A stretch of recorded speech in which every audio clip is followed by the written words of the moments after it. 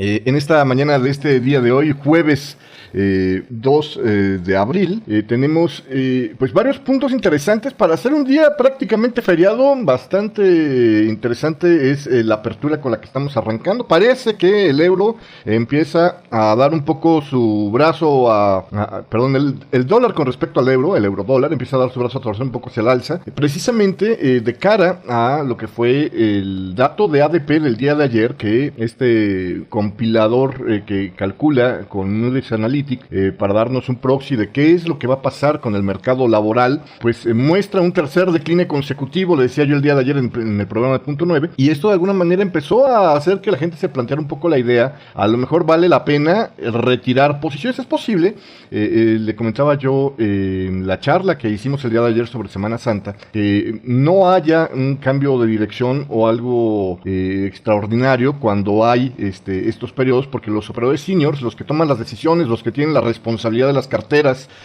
bajo su cargo, pues obviamente están de vacaciones, y el que queda es el que hace las talachas, el junior, el que simplemente le dicen, pues mira, tú vete por aquí, mantente en este rango, prueba a hacer esto. Es muy posible que, dado la cercanía con el Viernes Santo, donde va a ser también viernes de nóminas no agrícolas en Estados Unidos, que por cierto, la bolsa de Estados Unidos sí va a estar operante el día de mañana, entonces pues parece que ahí ya no va a haber conflictos con este Good Friday como lo habría hace unos días, aunque me parece que hay mercados en el mismo Estados Unidos que sí van a estar cerrados, como son los de bonos, y no tengo todavía confirmado lo que tiene que ver con el mercado de futuros, pero me parece que por lo menos podría haber ajustes de horarios en los mercados de futuros. Ahí sí que habría pues el mismo problema que teníamos hace 2 años, si no me recuerdo, esta situación se había presentado. Entonces, bueno, dicho esto, regresándonos al paréntesis, es muy posible que los operadores senior hayan dicho, ¿sabes qué? A menos de que veas que se caen otra vez las expectativas de las nóminas no agrícolas, mantente en la posición. Y entonces el dato de ayer de los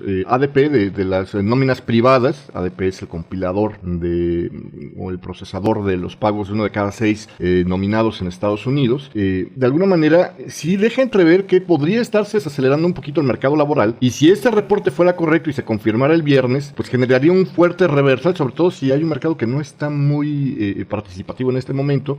Podría generar una falta de liquidez para el cierre o el cambio de posiciones de algunos operadores, y esto pudo haber generado que algunos de los operadores tuvieran la instrucción previa, ¿sabes qué? Ciérrame parte del trade o cierra tanto dependiendo de las cifras, ¿no? Dándoles como una serie de niveles, y eso es lo que hemos estado viendo, ¿no? Me parece que básicamente ahí está el reversal con el tema del dólar canadiense, pues más que claro, el del yen también un poquito más claro, aunque todavía no son buenos reversal, sobre todo el del yen japonés. En el tema del dólar australiano, me parece que sí habiendo cierta resistencia del dólar. El día de ayer lo vimos cerrar otra vez pegado al rango de los mínimos, a pesar de que hubo por momentos un reversal con la jornada del día de ayer. Al final terminó cerrando en los mínimos otra vez. Entonces ahí creo que en el australiano es donde más insistencia hay en la posición, digamos, a favor del dólar. En los demás está bastante más cauto el asunto. Puede ser que se estén tomando con más calma en la idea de hacer un reversal, inclusive a pesar del non-farm payroll, en el tema del dólar australiano, porque hay la publicación de política monetaria por parte del Banco de la Reserva de Australia agendada para el 7 de este mes, es decir, para la próxima semana.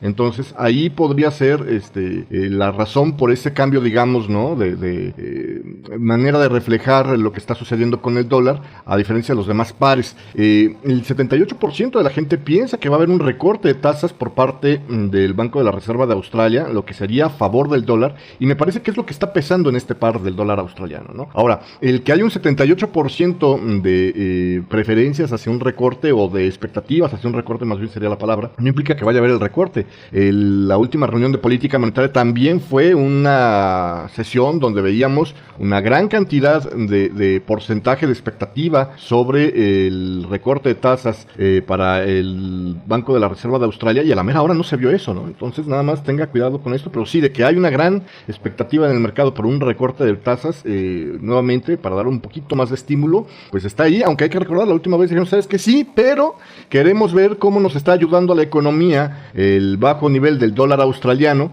precisamente en este momento en donde estamos viendo que por el otro lado recortar las tasas podría estar impulsando una burbuja inmobiliaria y nos está preocupando ese tema, ¿no? Entonces, pues ahí están las cosas que va a tener que estar balanceando el Banco de la Reserva de Australia. Por cierto, muy interesante estuvo, y se lo publiqué en mi página de Facebook, lo que es una gráfica que mostraba el día de ayer por la mañana Tom King de Bloomberg, donde mostraba que prácticamente cada 20 años había una debilidad cíclica del australiano con respecto al yuan, o una fortaleza del yuan con respecto al dólar australiano, y acompañaba esa debilidad cíclica, decía Tom King, igual un movimiento en contrasentido del valor del mineral de hierro. Entonces, esta que es la exportación principal que tiene Australia para con China, que es su principal cliente a nivel mundial, pues de alguna manera es la que está ahorita lastimando la economía de Australia, y de alguna manera cuando alcanzaba 2 desviaciones estándar, decía Tom King, ha pasado ya 3 veces antes, rebota el precio, y ahorita estamos justamente entrando en esa zona de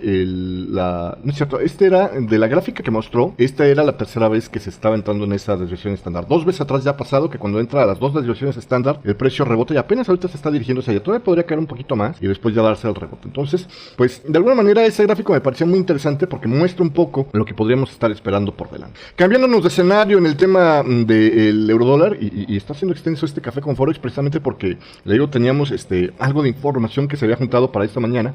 Pues el día de ayer estábamos esperando la resolución del Banco Central Europeo sobre el programa de emergencia de liquidez para los bancos de Grecia, que ya prácticamente la única fuente de liquidez de corto plazo que tienen.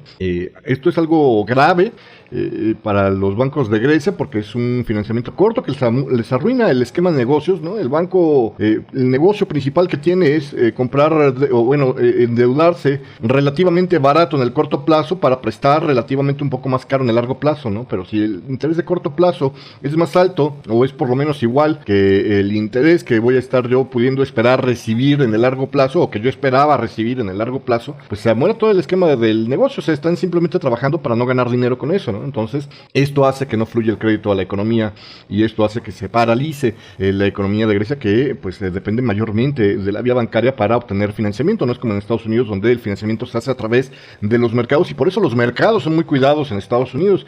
En Europa, en realidad, y en casi todos los países que no tienen mercados desarrollados, el problema es que la vía de préstamo es la bancaria, y el banco es el que decide si abre o no abre la llave del crédito. Y ahorita con estas condiciones, bueno, soñar que un banco griego pueda estar dando un crédito, pues necesitas presentarle 2 hermanas, un riñón y no sé qué más, ¿no? Para que te autorice el crédito. Entonces, la situación realmente está complicada ahí. Esta última semana, el Banco Central Europeo aumentó solamente en 700 millones el financiamiento. Yo dudo mucho que haya sido porque la fuga de capitales de los bancos de Grecia haya sido menor en esta ocasión, sobre todo cuando teníamos apenas la semana pasada a Jeroen Dijsselbloem, al ministro de Finanzas de Holanda y líder del Eurogrupo, hablando, yo diría casi escapándosele, que a lo mejor haría falta un programa de control de capitales en Grecia, algo tipo Chipre, cuando le hicieron su reestructuración bancaria, es decir, un corralito, ¿no? Para hablar más en términos locales. Y bueno, pues de alguna manera, después algunos otros miembros salieron ahí del Eurogrupo a decir que, bueno, eso sería un recurso de último, una medida de último recurso, no es cierto, del Banco Central Europeo eran, que salían a hacer declaraciones de, bueno, esto de hacer un corralito en Grecia, pues sería algo así como una medida de último recurso, ¿no? Como diciendo, eso está lejos, pero realmente nadie dijo eso está lejos, ¿no? Entonces, el que solo lo hayan aumentado 700 millones suena más a un aumento en la presión hacia el gobierno de Grecia, con todo el peligro que esto conlleva, que en realidad a una situación donde tú digas, ¿sabes qué? Aquí hay un escenario que nos habla de un relajamiento de las tensiones. Al contrario, con el préstamo, o bueno, la liberación de fondos de 7.200 millones que espera liberar Grecia, pues todavía congelado por la falta de reformas, Grecia se ha tenido que apurar, y el día de ayer envió su última propuesta de reforma, lo que pareciera ser el esfuerzo más serio hasta ahorita, ¿no?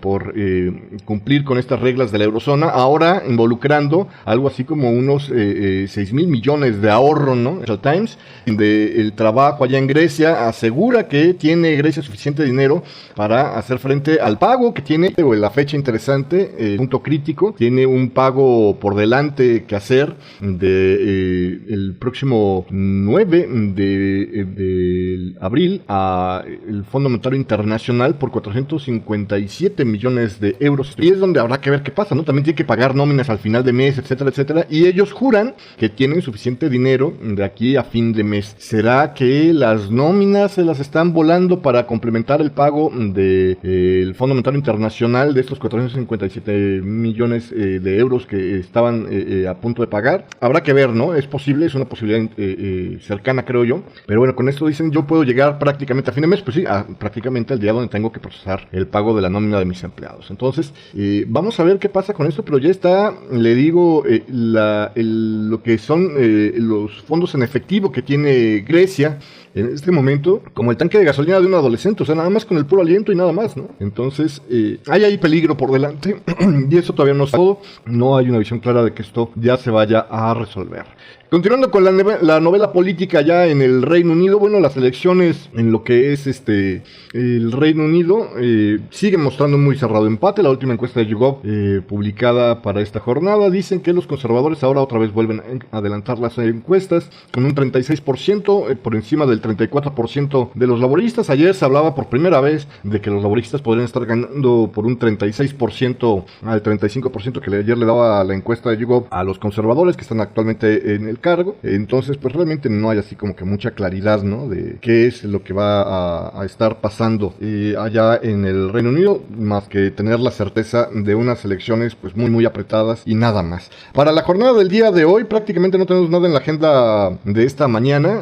Si acaso tendremos en media hora más el PMI de la construcción en el Reino Unido como único dato interesante de la mañana, y después ya a las 7:30 de la mañana la segunda publicación de actas del Banco Central Europeo, la segunda publicación en su historia, porque es una medida que apenas han tomado este año. Entonces la publicación de las actas de la última reunión de política monetaria, la segunda de este año, se va a publicar a las 7:30 de la mañana, y ahí podría ser interesante ver cómo están las cosas dentro de este programa de expansión cuantitativa, si se llegó a debatir o no, que por ejemplo hubiera una moderación más adelante del programa, en fin, ¿no? Detalles que pudieran surgir que se me ocurren, pero prácticamente esta yo creo que es de las actas que veremos este año de las menos interesantes, porque finalmente lo único que se hizo fue pues seguirse con la corriente, ¿no? La reunión de política monetaria, si usted recuerda, más reciente, era interesante meramente por conocer los detalles de lo que iba a ser el arranque del programa de expansión cuantitativa, pero era una decisión que prácticamente ya estaba tomada. Entonces no hay mucho que encontrarle a estas actas, me parece, pero bueno, vamos a ver qué hay ahí.